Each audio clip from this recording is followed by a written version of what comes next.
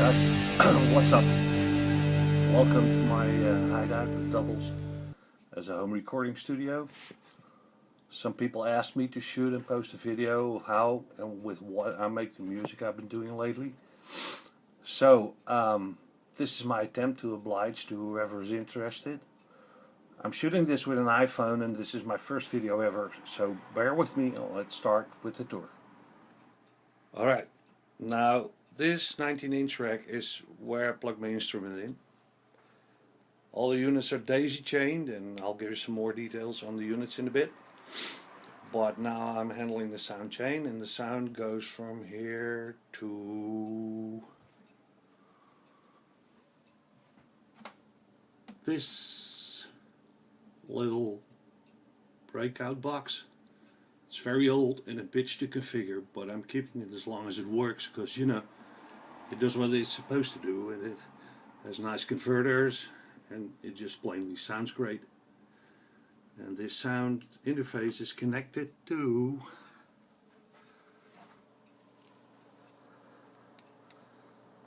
this computer. It's a Windows 7 computer. It's not exactly the latest technology. It has the latest socket 775 hardware, which was discontinued like, I don't know, 3 years ago. Still works well though. And I'm recording everything in Cubase 5.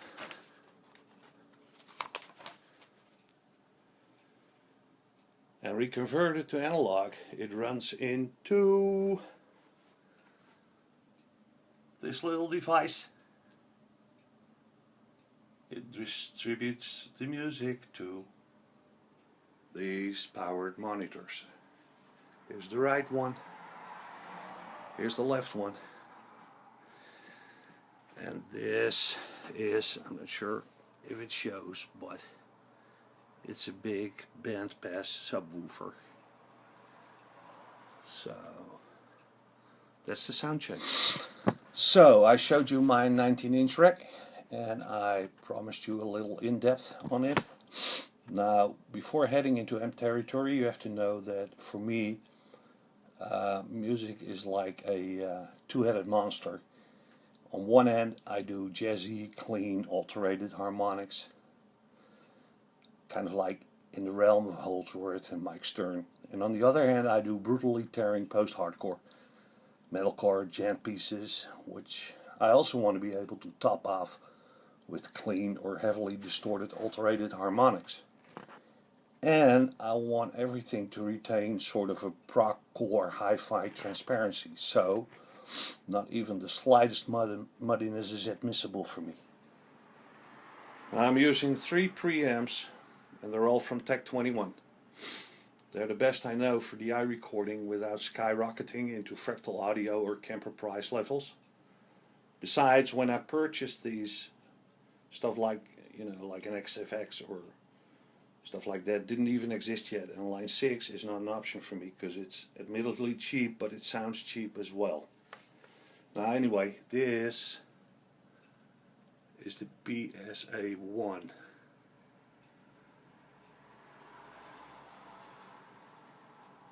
I mainly use it for heavy distortion. It's a beast, and the amount of drive it can produce is totally insane, even to the point where it gets completely unusable.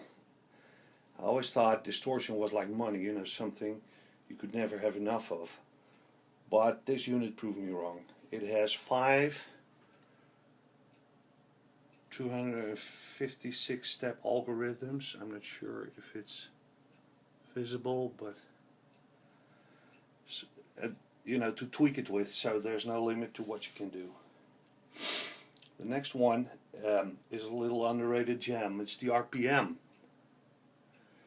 And it's fully solid state, but it has a nice tube vibe on it, and I use it for all my cleans and crunch parts. And below that is the RBI, and it looks almost identical to the RPM, but it isn't. It's a bass preamp, so it's only, I use it only for bass guitar. Then comes that red unit, which is the BB Sonic Maximizer. I don't even know what it really does, but it's adding nice character to highs and lows, and that's why I inserted it. And after that, I finished and fine-tuned my sound with the TC Electronic G-Force. I already have it for more than 10 years, and I'm kind of waiting for the internal battery to die, which is going to be an ordeal with precision soldering on the motherboard and stuff. I believe they still sell it at around 1,500 euros or something. I'm not sure if it's still marketable at that price level, but the effects in it are great, also to today's standards, I think. And after all these years, I've become pretty comfortable operating and tweaking it. And last in line is this simple 15-band graphic EQ from Behringer, which I mainly use to cut off highs and lows to keep the mix open. So that's my rack. Now, as you could see earlier, I got like 17 or 18 guitars literally hanging around here, many of which I seldom use. I will show you now the ones that I do use for the music I'm currently making. First up is my go-to axe for all things harmonic. It's an original US PRS 22 from the early 90s. I pimped it with chrome knobs and pickup braces, and replaced the stock pickups with bare knuckles, cold sweat at the neck, and a Miracle Man at the bridge. These give it almost a harp-like vibe, clean and open, and a searing sound when heavily distorted. It just sounds awesome in everything I do, and it plays like a dream. Next is my long scale 27-inch neck through ESP LTD HB whatever. I retrofitted EMG pickups in it, an 81 at the bridge and 85 at the neck, and it gives me that modern searing slightly scooped tear when I add a lot of distortion, which I like to use in my heavy pieces.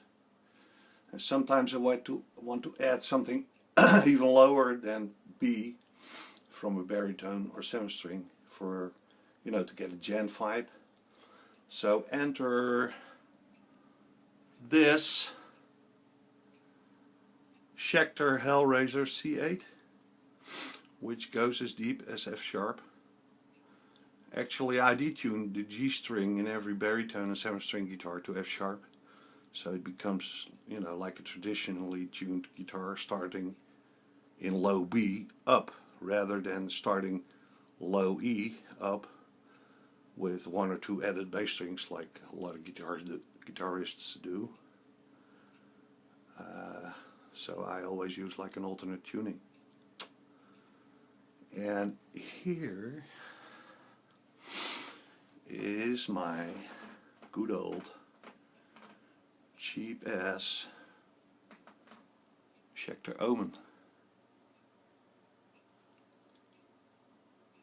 It has a regular 25.5 inch scale, a bolt-on neck. It's made in Korea. It's an entry-level guitar, so it's got every right to be total crap.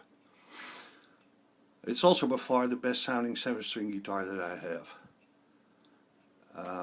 When I put Seymour Duncan jazz and custom pickups in it, custom at the bridge and the jazz at the neck, the whole guitar just, fell into the right place and came into its own. I use it juxtaposed to my PRS for double tracking distorted harmonics, and juxtaposed to the ESP for double tracking heavy rhythm drives. And it's also my regular live guitar because it plays so light with its low action and relatively short scale. Now this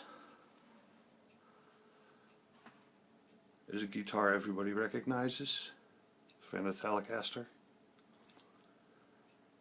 This one comes from the land of Danny Trejo. And I put Seymour Duncan Hot Rails mini humbuckers in it. You can't see that here. This is the neck. This is the neck. This is the bridge.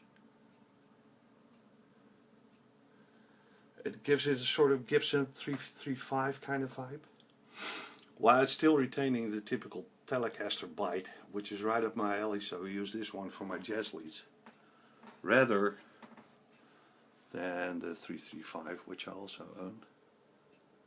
But you know, always revert to the Telecaster. Now, last up in the guitar section is my Godin Multi-Ec SA nylon. I use it for all my acoustic stuff. I grew up in classical guitar and nothing sounds more inspiring to me to this day. Now, my bass guide parts I play with this entry-level Yamaha 5-string bass. You can see that here.